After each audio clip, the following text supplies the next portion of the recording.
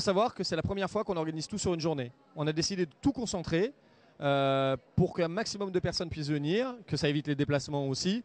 Donc c'est une journée marathon qui est composée à la fois d'ateliers, il y a 9 ateliers, sur des sujets sociaux tels que la pénibilité au travail, la GPEC, la diversité, concilier sa vie privée avec sa vie professionnelle. Et nous, on essaie de montrer le dialogue social, mais ses vertus positives. Donc comment des entreprises arrivent à construire du dialogue social dans leur entreprise.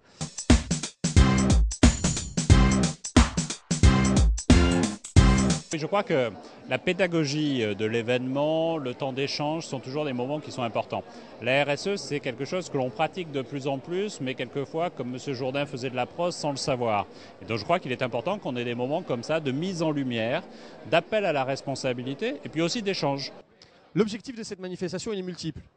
C'est effectivement que de plus en plus d'entreprises soient convaincues qu'il faut faire de la RSE dans son entreprise. Et ce n'est pas adressé qu'aux grandes entreprises. Ce qu'on veut montrer, c'est que les petites entreprises qui sont le tissu majeur des différents territoires de France, c'est les premières qui sont visées.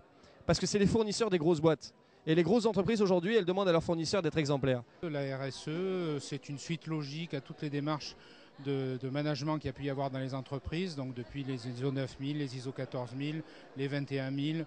Et la RSE, de toute façon, c'est un facteur de mobilisation du personnel et c'est quelque chose qui, à notre sens, est un atout pour les entreprises. Il y a plus de 50 stands aujourd'hui, de gens qui vous présentent des bonnes pratiques à un village sur l'innovation.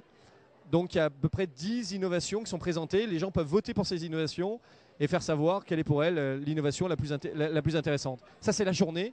Et bien entendu, elle termine en bouquet avec la soirée des remises des trophées où on va récompenser les chefs d'entreprise qui produisent des richesses et qui ont à cœur de mettre en même temps l'homme, l'environnement, les territoires et les différentes parties prenantes de l'entreprise au centre de leurs décisions.